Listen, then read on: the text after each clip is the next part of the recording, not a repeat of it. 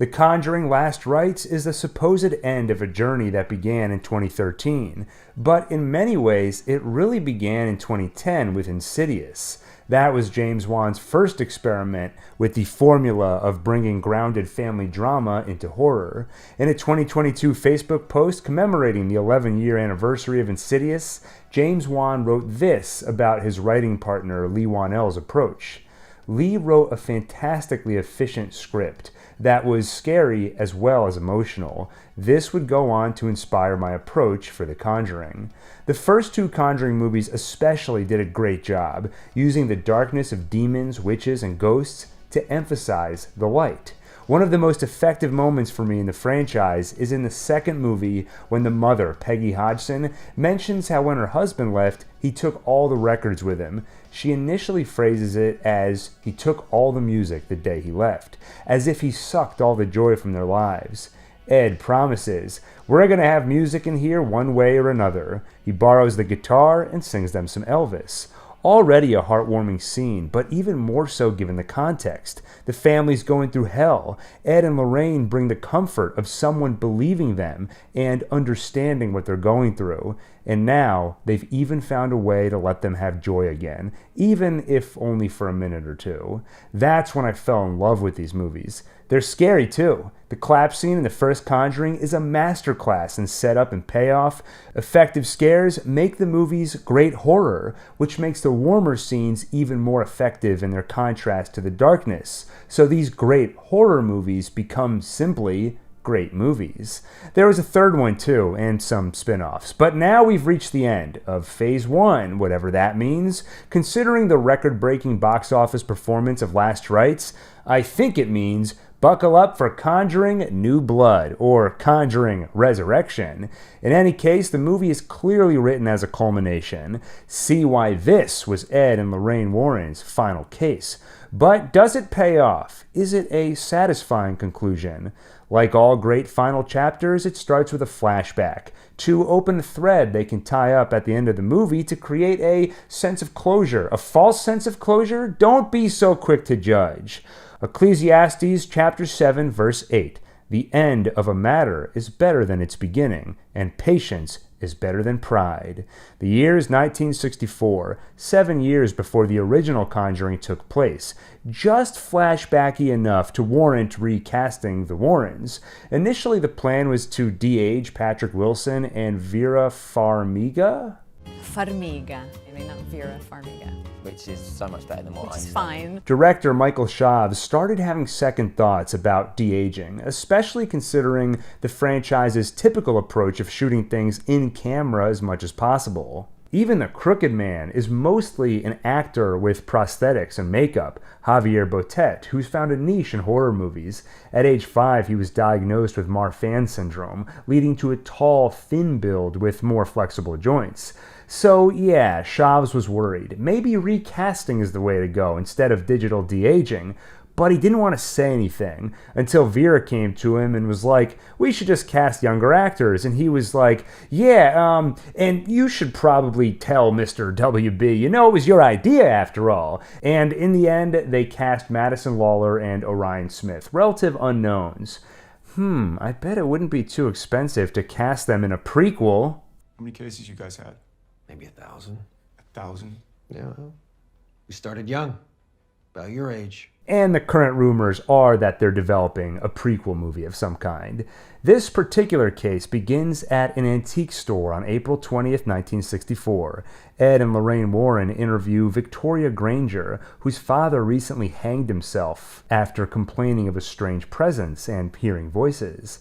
Now, she's experiencing the same thing. The pregnant Lorraine walks into the storeroom to investigate. Avoid undercooked eggs, raw sprouts, pre-made deli salads. Nothing about encounters with the devil. Lorraine and the baby should be fine. She hears a voice whispering her name. It draws her to something covered in a sheet. Removing it reveals a mirror, a creepy mirror with sculpted baby heads on top of it. Lorraine talks to it. I'm here to help. I can feel your spirit, your fear. And there's something else. What is it? Lorraine touches the mirror. It cracks, and her reflection smiles wickedly before treating her to some images of the future. An attic, someone hanging in that attic. An older Lorraine, this one played by Vera Farmiga, screaming, then the baby in her womb, and suddenly that baby wants out. Those future visions are a fun reward for repeat viewing, because they are actual images from later in the movie, something you only recognize if you watch it twice. Don't necessarily take that as a recommendation. Ed rushes her to the hospital. She's bleeding. The baby is struggling. The power goes out. Lorraine senses that presence again. She hears growling. She sees hands and glowing eyes in the dark, crawling toward her. Lorraine pushes. The cord is around the baby's neck. They do their best. The baby doesn't make it. Lorraine cradles her. She prays. The baby's cries tell her those prayers have been answered. Little Judy Warren will have life after all. This scene is scary, but not in a horror sense. More in a dramatic, watching parents almost lose their baby sense. The evil reflection menacing you through the mirror gag feels too gimmicky to be scary. The demon itself, I do like that it's so shrouded in darkness you barely get a feel for it. Other than those large hands, all the better to steal your baby with. Emphasizing that physical feature in particular was a good choice. Later on, we'll learn this was the first demon Ed and Lorraine ever encountered. As Lorraine, Madison Lawlor does a good job delivering the emotional turmoil required in the role. Not much is asked of Orion Smith as Ed, but you can buy him as a young Ed Warren, at least for their limited screen time. As Judy grows, they learn that she has inherited her mother's gift, or is it a curse? She's in tune with the world of spirits and sees horrible things. But Lorraine teaches her to just shut it out. Distract and comfort yourself with a nursery rhyme, Lucy Lockett. 1986, West Pittston, Pennsylvania. Meet the Smurl family. It's a packed house. Jack and Janet Smurl, their 4 daughters, and Jack's parents, and a good boy named Simon. Having grown up in a house myself with a similar number of people in it, I can attest that one aspect the movie got right is the constant chaos of that many people in the same room, the overlapping arguments, talking over each other, and the crises that inevitably happen 5 minutes before you have to leave for an event. Today is their daughter Heather's confirmation. Despite the morning's chaos, everything goes well. That night, the twins Karen and Shannon play their usual game of hide in the pantry. Everyone sits down for dinner, and finally, the dark turn. What did Heather's grandparents get her as a gift for her confirmation? Aw, it's a haunted mirror. I've always wanted one of those. They found it at the swap meet over in Bucks County. Don't worry about the demon, it'll buff right out. This movie uses a similar trick as Insidious. They often employ a handheld camera, so it's got that shaky quality, until a ghost is present. Then it gets still. There might be a slow zoom. That change from grounded and handheld to something more controlled contributes to the vibe shift, the feeling of a presence. When it's time for the cake, someone blows out Heather's candle before she gets the chance. It must have been Dawn, but she swears it wasn't her. They turn the light back on just before the light fixture falls out of the ceiling. Like shrapnel, a shard cuts Heather's forehead. There's a lot of blood.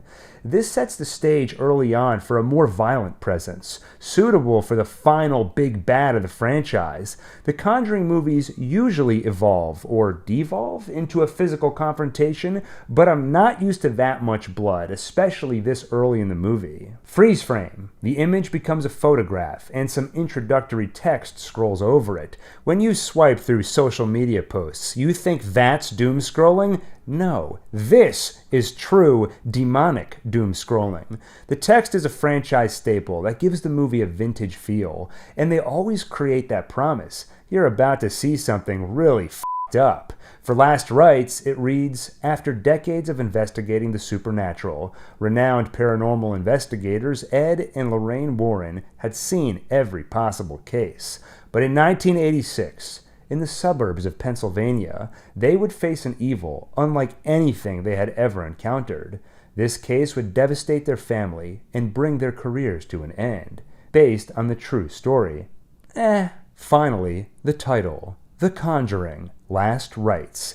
And as the title appears, a discordant choir. I love a discordant choir. Ever since 2001: A Space Odyssey, it always gives me the sense we are approaching a strange, fundamental force of the universe beyond human comprehension. Will the movie live up to that promise? Let's see.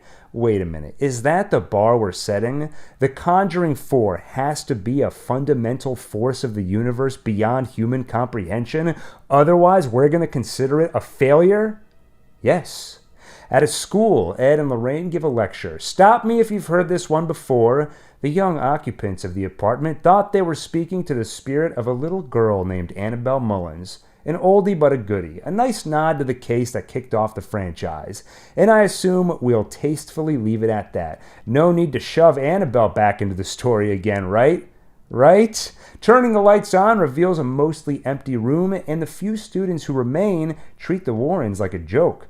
The release of Ghostbusters 2 years ago doesn't help. There is definitely some fun to Ed and his serious demeanor, setting the record straight. So you guys were kind of like the Ghostbusters? No. Well, we didn't bust ghosts. But we did see the movie. One question they don't quite answer: why did you stop taking cases? The truth comes down to Ed's heart. He had a heart attack and the devil made me do it. 4 years ago in real time, 5 years ago in movie time. So demons and ghosts, IRL jump scares, probably not the best idea if you have a heart condition. That night at dinner, things take a scary turn. Judy is thinking about bringing Tony to Ed's upcoming birthday party.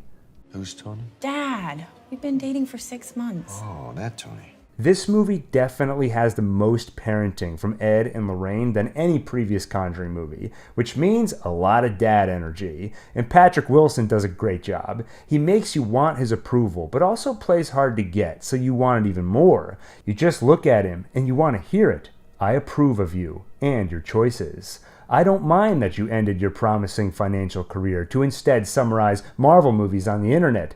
Yes, son, I know they're in chronological order. Yeah, I'm proud of you, Gil. Now, can you leave me alone? What were we talking about? Wait, do you hear that whispering? It's Judy quietly singing that nursery rhyme. Lucy Lockett. That's the nursery rhyme she uses to ward off the dark spirits. Anyway, I'm sure it's nothing. Oh, that gray hand on Judy's shoulder? Yeah, I wouldn't worry about that. Everybody run! I've been watching a lot of horror movies and thinking about what makes them scary. To an extent, you can break it down to a science, why some work and others don't. One thing I usually find effective is when the director allows you to notice something. Jump scares are the opposite. Your attention is forcibly drawn. On the other end is when there is something odd. It's not pointed out, so instead it creeps up on you, which is closer to how scares work in real life. Most people don't have an orchestra following them around to punctuate scary moments with scary sound cues. Yeah, most people. Would you guys leave me alone already? And that's how the hand appears in this scene. The score only draws attention to it after a few seconds. Sometimes scares are a science, but there's also an intangible art, where a special talent can find them where other people don't. That's how you end up with iconic moments, like that clap scene from the first Conjuring. Without James Wan at the helm, honestly, the movies have struggled to find those special scares again. But there are still decent moments like the hand on Judy's shoulder. But honestly, the most effective moment for me in the scene? Wish I could have lasagna. He needs to eat a heart-healthy diet, so he can't eat lasagna. And that's a litmus test for whether or not you're going to enjoy this movie, because it functions much better as a Warren family drama, a dad who has to look after his heart, a girl introducing her boyfriend to her parents for the first time. But as nice as all this is, tell me in the comments when you heard the grand finale of the Conjuring series was coming, is this really what you had in mind? Give me the lasagna, bleh. In Pennsylvania, the mother, Janet, hears something whispering her name in the basement. She turns on the light and, oh, it's just John Wayne. Upstairs, the twins are at it again, hiding in the dark pantry, pulling on the phone cord. They yank on it hard. Girls, stop it right now. They run by in the other room. Oh, hi, girls. Wait! If the girls are out there, who's in the pantry? Janet turns the light on and no one there. Upstairs, one of the girls finds her doll in another room. How'd it get there? And how is it floating? Must be one of those new anti-gravity dolls. Oh no, it's just a creepy old lady with an unnaturally wide, toothy smile holding it. Must be one of those... What? Of course, no one believes her about what she saw, but supernatural or not, a mirror with creepy baby heads on top is creepy. Heather does not like it, and she does not like having it in her room. Dawn has an idea. It's trash day tomorrow. So in the dark of night, they heave it outside and leave it on the curb. Sure enough, the next day, that mirror ends up in the compactor, and as it's crushed, Dawn starts throwing up blood and pieces of mirror. More of this movie's escalation in physical violence. This is definitely a visceral image, the kind you can feel, and it's made more effective by building up in stages. At first, it's your average vomit. Then it transitions to blood, and then you hear that sound, shards of glass. By the end of the scene, you're telling yourself, I am never eating glass again. Maybe on special occasions, but other than that, I'm swearing off it personally. Soon, time for Ed's party, where Judy brings Tony, and Ed wears his "you want my approval, but you're not going to get it so easy" look. And everybody's there. Father Gordon, who has been the Warrens' contact and ally from the church in every mainline Conjuring movie, and even Annabelle Comes Home, where he helped to seal the doll away in its container. We see Officer Brad for the first time since Conjuring 1, though the Warrens' technical assistant Drew, who's also at the party, used Brad's car in the third movie. Here at the barbecue, Brad shows off a scar he got during the exorcism of Carolyn Perrin. I'm told the real-life Tony and Judy also cameo in the party scene, but for the life of me, I can't find them anywhere. And I don't believe anyone else can either. Just Google it. All these articles list the cameos with pictures. But for Tony and Judy, nobody has a picture. It's just, oh, they're in there. Trust me. Upstairs in her childhood bedroom, Judy meets an old friend, Annabelle. Oh, good, Annabelle's back. But some concentration and the nursery rhyme is enough to banish the apparition.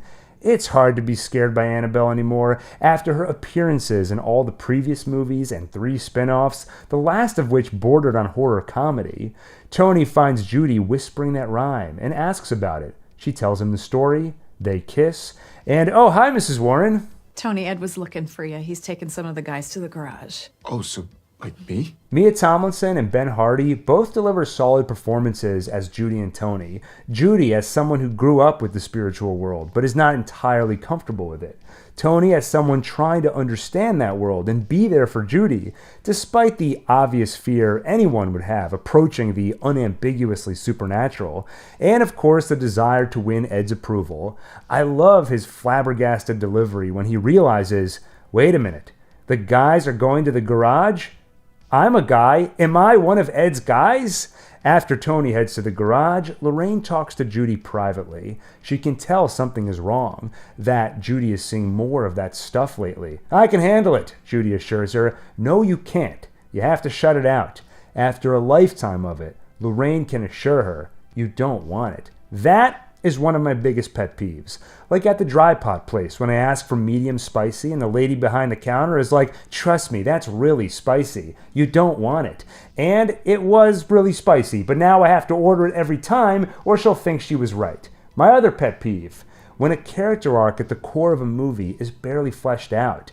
Judy becomes the most important character in the movie. It's all about her, as we'll see in the film's climax. But basically none of her arc lands. They allude to this tension between Lorraine and Judy's differing approach to the supernatural. Lorraine faces it head on while telling Judy to shut it out. Do you remember what we practiced? I can handle it. You can't. Judy, you can't. You need to shut it out. This is the core tension. Should you shut it out or confront it?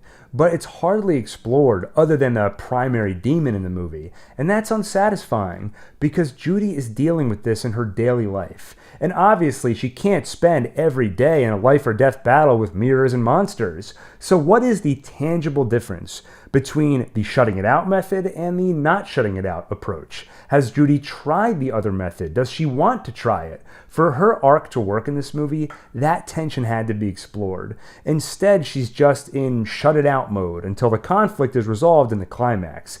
Is it resolved in a satisfying way? We'll see, but from my smug tone, I think you know my opinion already. In the garage, ping pong. Tony holds his own, but Ed Warren remains undefeated. Now, if that intense game of ping pong doesn't give him another heart attack, what comes next might. Tony asks for their blessing to propose to their daughter. It's pretty fast, but Lorraine and Ed got married fast too. Sometimes you just know.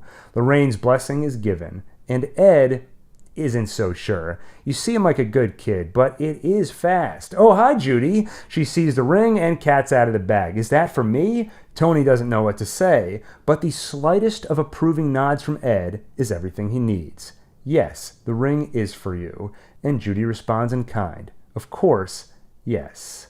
The dramatic moments do land for me, most of which belong to Tony. He's the one with a tangible goal, win Ed's approval. And when he gets it, it's great. That's partly because reality does some of the work for the story already. Most can relate to Tony's struggle in some way, while Judy's is far less tangible. It's harder to conceptualize what she's going through, and maybe a larger issue is that, like I mentioned before, her story is static. It's just creepy thing, nursery rhyme, shut it out, creepy thing, nursery rhyme, shut it out, and so on. Versus Tony, it's a lot more dynamic. Nervous, put down from Ed about being overdressed. Now I'm more nervous. Wait, I'm invited to the garage? Awesome. Can I marry your daughter? No? Oh, that is decidedly less awesome. Hi, Judy. Now can I marry your daughter? Fine. As the night wraps up, Father Gordon mentions a family in Pennsylvania that could really use their help. No, we're retired. All right, geez, just thought I'd ask. In Pennsylvania, that family is not doing well. Dad, you gotta do something. We need to go. Maybe stay at a motel. We can't afford that. So what, you're just gonna let us stay in a haunted house? Best he can offer is that he spoke to the church and there's a process. They gotta document it, prove it's real. But that is little reassurance when a demon is trying to kill you. It's almost a running joke in the Conjuring movies at this point, the church's reluctance to ever get involved. If these cases don't have enough evidence to convince them, I want to see the cases that do. Where are those movies?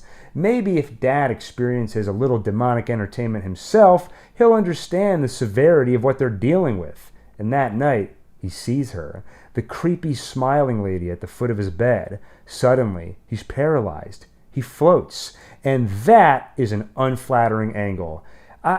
If they're trying to be scary, I probably would have shot this scene differently. Downstairs, Heather reviews the tape of her confirmation dinner to see what really happened when her candle blew out. She notices something. Pausing at just the right spot, which is not easy on a VCR, reveals a face in the dark. Turning around reveals an axe in a chair. An angry, laughing spirit picks it up and comes after her until her screaming draws her mother's attention. Turning on the lights reveals nothing. The ghost is gone. If there were any doubts before for Jack, they're gone now. In desperation, he turns to the media. Sure, it'll draw a circus, but maybe also it'll draw someone who can help. These scares are all fine. The smiling lady especially is great nightmare fuel. The glimpses of the unnaturally large smile are brief enough for me to be convincing, but I can't help but notice an odd shift in the movie.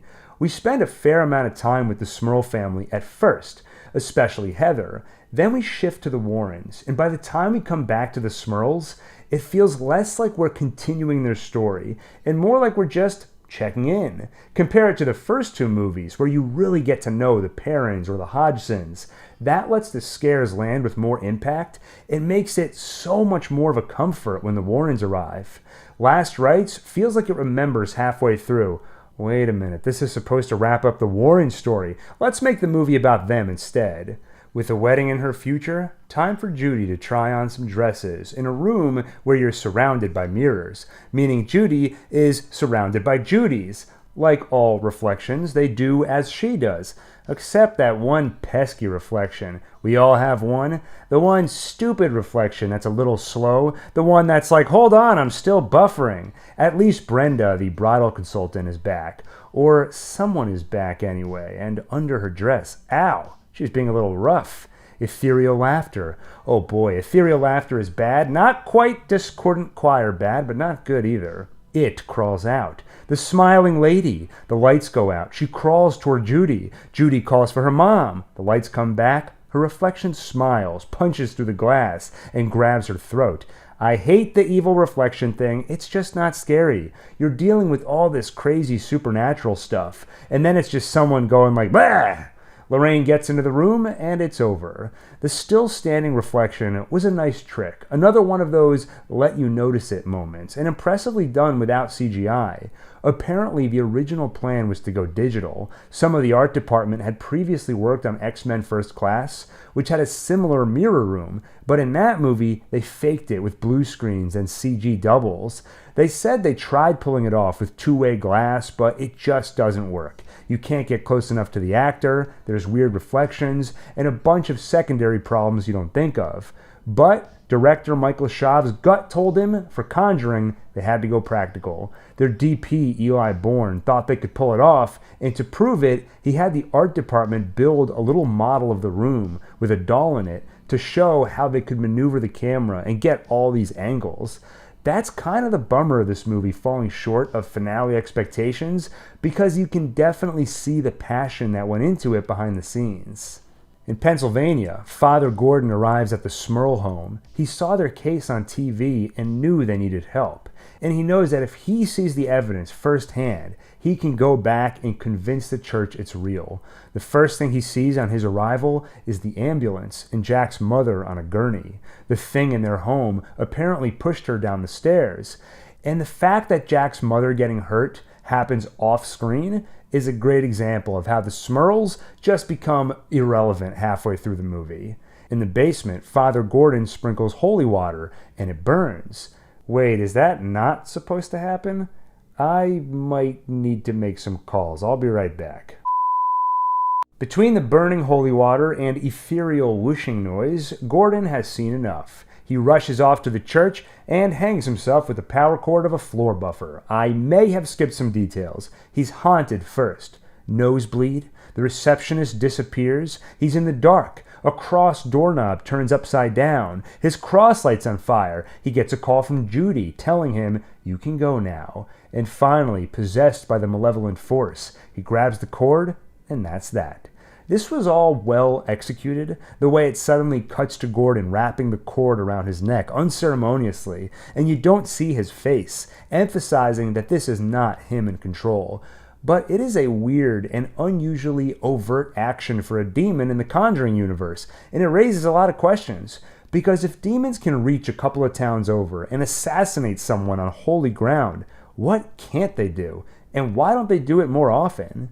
At the Warren home, Ed and Tony do some bonding over motorcycle repairs. And finally, the artifact room. It's a big deal, Ed inviting him here. They're interrupted by the news of Father Gordon. There's a funeral.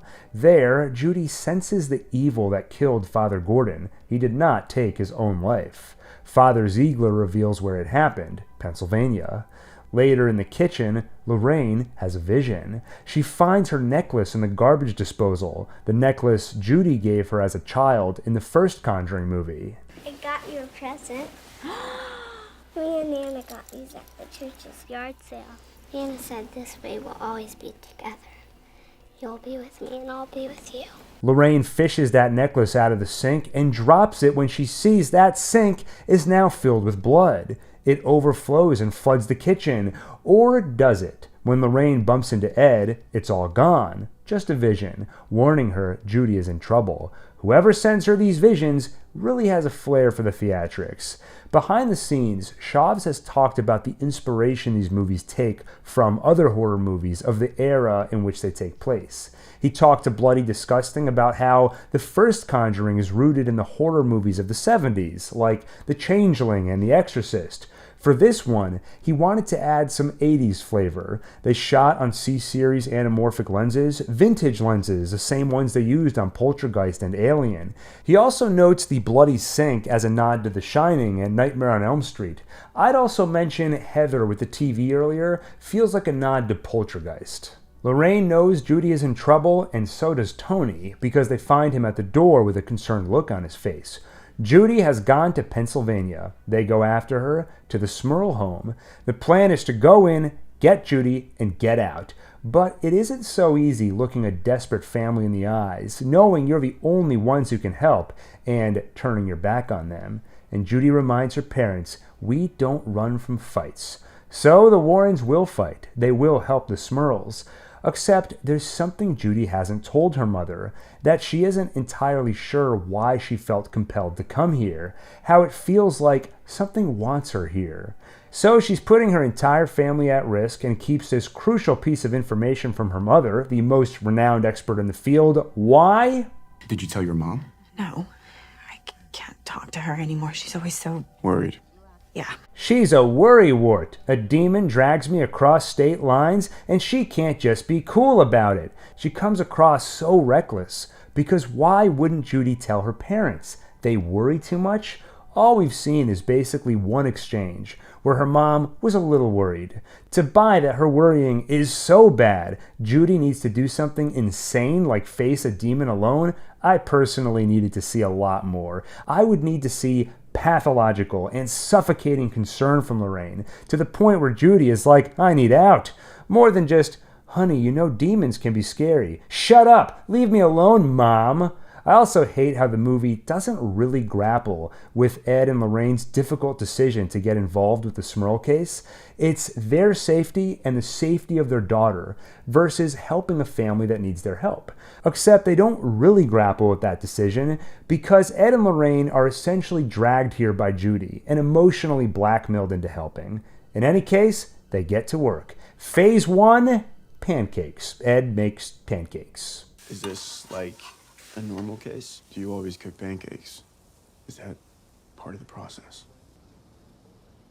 Sometimes it's waffles.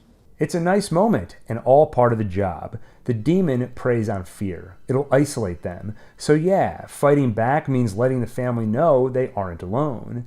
Ed asks Tony why he quit being a cop, and he tells a harrowing story of a perp sticking a shotgun in his face, pulling the trigger, then the click.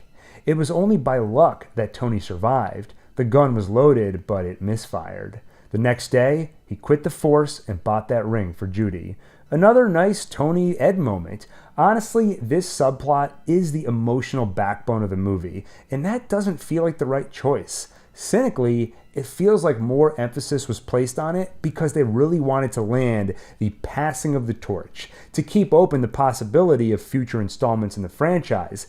Maybe too much attention was placed there rather than the actual story at hand. While the soon-to-be father and son-in-law talk, the mother and daughter try to do the same, but they're interrupted when they sense a presence upstairs. Lorraine checks it out. She tells Judy to stay downstairs. Upstairs, Lorraine senses and even glimpses the dark figures. Next, she heads to the basement, where she hears echoes of the past, enough to piece it all together. There are 3 spirits here. A woman had an affair. Her husband went insane and went after her with an axe. She hid in the basement with her elderly mother. He killed them both. But here's the thing, you're not going to believe this. In the first movie, there were a bunch of ghosts, but it was really a witch behind it all. In the second movie, it was a ghost, but it was really a demon behind it all. In the third movie, it was a demon, but it was really a witch behind it all. Kind of a remix of the first two. And now, it's ghosts, but really it's a demon. So, same twist as the second movie, except this time we knew it was coming thanks to the opening scene with the mirror demon. What does the demon want? This has been going on for months, so what's it waiting for? Ed and Lorraine can't figure it out. Unlike previous Conjuring movies, we're about 2 hours ahead of the characters because we know from the beginning about the mirror demon, and because this is billed as the final case, we know it'll be personal to the Warrens. We know the demon wants Judy. That's what it's been waiting for her to come here. It can work for the audience to be ahead of the characters. It can cast a dark, tragic cloud over them. It can build tension. But honestly, it feels more like this movie doesn't realize that we know. Like it actually thinks it's a twist or a reveal. It's been about Judy this whole time. Yeah, we know. And now the demon strikes. Bad timing. For some reason, the demon waited for Judy's experienced demon hunting parents to get there first. It mimics Lorraine's voice to call Judy upstairs. Judy heads to the attic where she finds that mirror, back from the dead. How did the mirror come back? Ed explains it to Tony earlier in the movie, when Tony asks why they don't just destroy the items in the antiques room. It's complicated. Sometimes that makes things worse. Sometimes they just won't let you. Kind of like Annabelle, who just won't go away. Some chalk rolls out from behind the mirror, and above her, Judy sees a message scrawled on the ceiling. Miss me? No, I didn't. A rocking chair rocks of its own accord, an Annabelle staple. And Judy runs downstairs and finds Annabelle growing tall, and that's pretty goofy looking. And honestly, enough with Annabelle already. I also get taken out of this because I just can't put myself in Judy's shoes at all. She's walking into these rooms as if she doesn't know something spooky awaits her. She either falls for the same ruse twice, the demon mimicking someone's voice and going, "Hey Judy, come here for a second," or Judy's like, "I'm brave, I'm gonna face this thing." But it's unearned braveness. She has spent a lifetime shutting these things out. She has no idea how to confront them. What is her plan exactly? And we see there is no plan. Just run and fall down the stairs, which is honestly a fundamental issue with the whole story. It all hinges on Judy running to Pennsylvania with no game plan because she feels compelled to come, but she isn't physically forced to go. It seems like she had this foreign entity in her brain telling her, "Go to the Smurls," and she chose to listen to that voice. If the movie had dealt with the tension of shut it out or face it, maybe this could have landed. We could sympathize with the choice. Or maybe if someone more personally close to Judy was killed, other than Father Gordon, so it turns into a personal vendetta. Otherwise, Judy just comes off as reckless. And frankly, a little stupid. Maybe even dumber than that reflection in the mirror scene that was like, "Oh wait, are we supposed to bend down now? We're not standing anymore? Sorry guys, my bad." Lorraine and Ed run over to check on Judy. They check out the attic, and they see the mirror, the one they first met April 20th, 1964, the night Judy was born. It can't be. Found us. We never really find out what the demon wants exactly, other than Judy. It tried to take her as a baby, but presumably God or an angel stepped in the way in answer to Lorraine's prayers. So now the demons come back to get what it failed to retrieve 20 years ago. That's all we can really surmise. I was a little surprised because previous mainline and spin-off movies at least delve a little into what the demon is after. Often we even get the demon's name. Here it's unexplained and mostly unquestioned. I'm okay without a full explanation. The demon's plan does feel a little convoluted, like why can't it just go after Judy? Why does it have to bait the family through these ghosts at the Smurl's house? But I can allow it because how can us mortals possibly hope to understand the machinations of a demon? The part I have a harder time buying is that Ed and Lorraine would just let this fester for 20 years. You have a basement filled with hundreds of demonic artifacts. In the house where you live, where you're raising your daughter, clearly they're okay exposing her to a little bit of risk. But I get that this mirror demon is too risky, considering it came after her once before.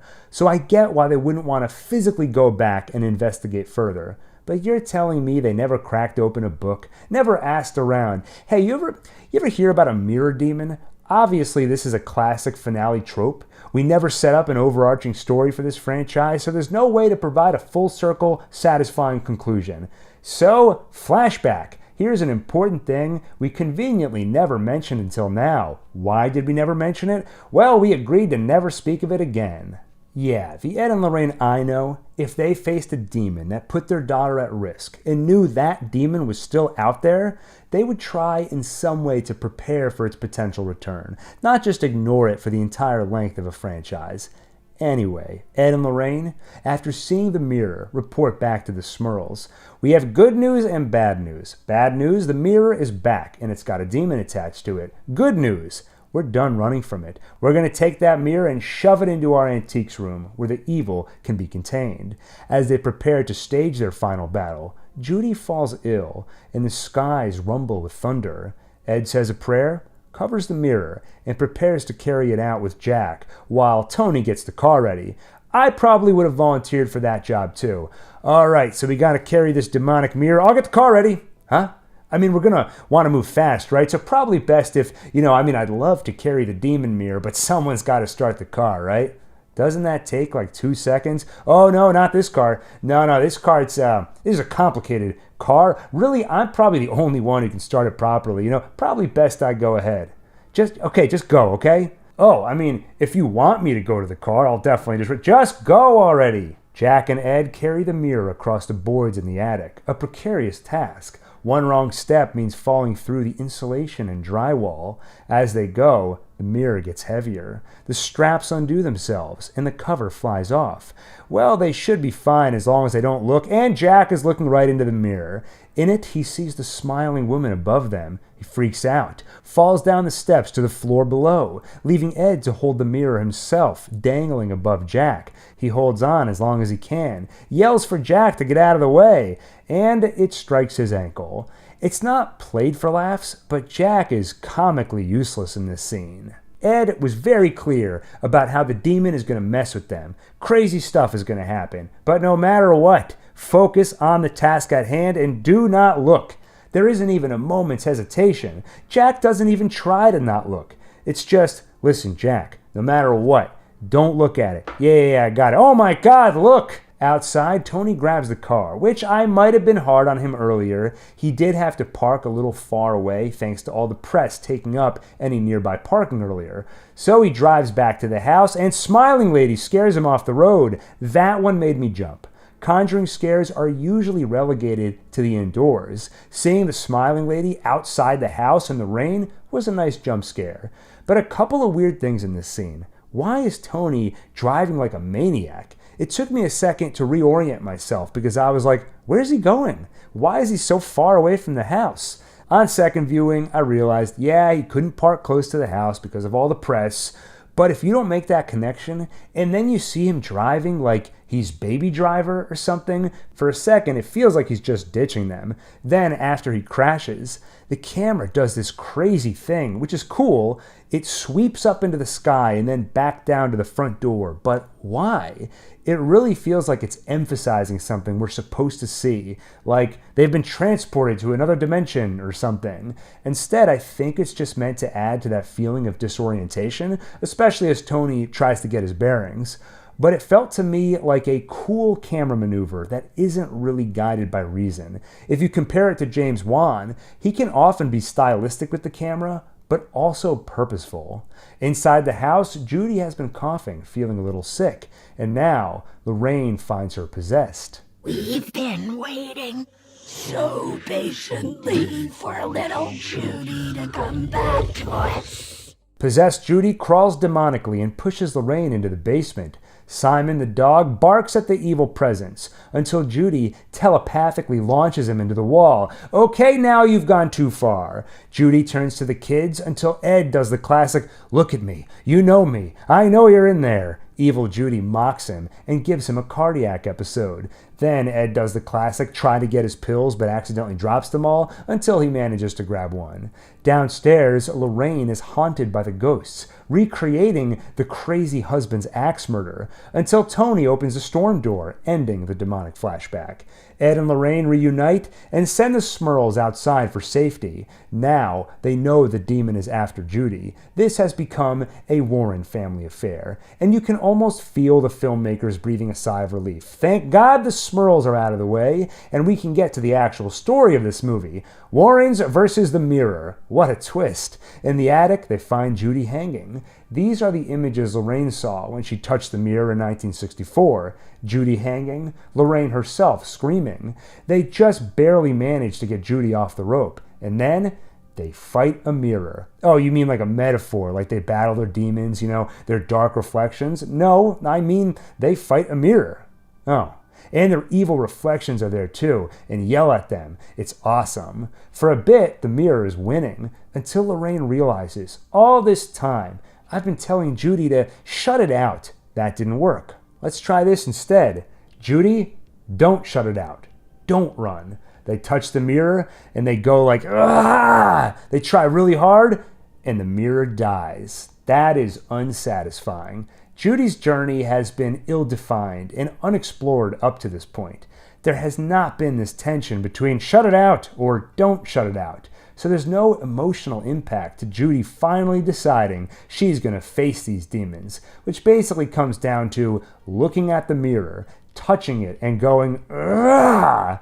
It's just, I wasn't looking at the demon, so it came after me. And now I'm looking at it, so it stops. Super Mario World did the same thing 25 years ago. You know how boos only chase you when you're not looking, and then when you look at them, they get all shy and freeze up? They bring the mirror to the antiques room, and Ed tosses Tony the keys, welcoming him to the family, which is a reference to the real story where Tony did go on to co-own the museum with Judy. Finally, the wedding, and everyone is there. The obvious ones, Brad and Drew. The less obvious, Carolyn and Cindy Perrin. The mother and one of the daughters from the family haunted in the first movie. Peggy and Janet Hodgson, the mother and a daughter from the second movie. David Glatzel, the boy who was initially possessed in the third movie. Then you have some meta cameos. Natalie Safran, who played a nun in The Nun 2, and happens to be married to Peter Safran, a producer on the Conjuring franchise. Many now know him as James Gunn's co-CEO for DC. Even James Wan is there, the guy who directed Saw and Insidious. He did also direct The Conjuring 1 and 2. I guess that's relevant. Hell, even I was at the wedding. At the reception, Lorraine tells Ed a vision she had of the future. They grow old, have grandkids, they write a book, and they keep working. Hey, this movie lied! They said it was their final case! Whoa, calm down. It's just a movie. And it was their final case. They just consult and talk to people on the phone and stuff. Okay, I'm sorry. I hate when movies lie to me. All right, that sounds like a you problem, okay? Finally, the ending text. Ed and Lorraine Warren were married over 6 decades. At the age of 74, Ed suffered a massive stroke. He was revived but remained immobile. Lorraine became his sole nurse and caretaker and was at his side when he died 5 years later. Lorraine did not remarry and passed away peacefully in her home at the age of 92. Then another paragraph about how they were willing to talk about the paranormal despite ridicule from the scientific community, and despite some controversy in their lives and work, they are considered by many to be pioneers in the field. I love the non-committal stance the movie takes. It doesn't want to say they were or weren't pioneers, just they are considered by many to be pioneers. I honestly could have done without all this text at the end, mainly because I don't connect these movies with reality at all. I found it hilarious when Chris McKinnell, the Warrens' grandson, came out recently and was like, "The Conjuring movies are all fake. Last Rites is pure fantasy. I'm not even going to see it." It's just, I don't think anyone watched these movies and was like, "Wow, I can't believe this is all real. It all really happened. Judy punched a mirror." If you take these movies as pure fiction, then the laziest way to end the final movie is, "and here's how they died." It feels almost dishonest. Like, just level with us. You're gonna make more movies, and we don't blame you for it. It's because we want to watch them. Can we just drop the charade that this is the end, and we can stop pretending these are based on reality? Like with previous Conjuring movies, the end credits are interspliced with archival footage and photos. Then there's a post-credits showing a photo of the mirror with some text. The real mirror currently resides at the Warrens Occult Museum. It was used in a practice intended to conjure the dead through reflection. It is commonly referred to as a conjuring mirror. I love how they say that like it's a big deal. Like, wait for it, conjuring mirror, to trick us into thinking, oh my god, the whole franchise is named after this mirror. This was the planned finale all along. But I'd imagine conjure is a pretty common phrase in the Warrens' world. I bet half the objects in that room have conjure in their name, so I'm not really impressed. Honestly, I'd be even less impressed if it was planned, because I really have to question James Wan's talent if 13 years ago he was like, I want to make 9 movies, so a decade from now, their daughter can punch a mirror. Are you sure that's going to be a satisfying finale? Oh, I didn't mention the best part. The mirror is going to spin around first, like a crazy amount. Anyway, that's how the Conjuring verse Phase 1 wraps up. Honestly, it's about what I think a lot of us expected after The Devil Made Me Do It. Watchable, not great, not horrible, forgettable. Kind of like how Ed and Lorraine forgot about the demon mirror for 2 decades.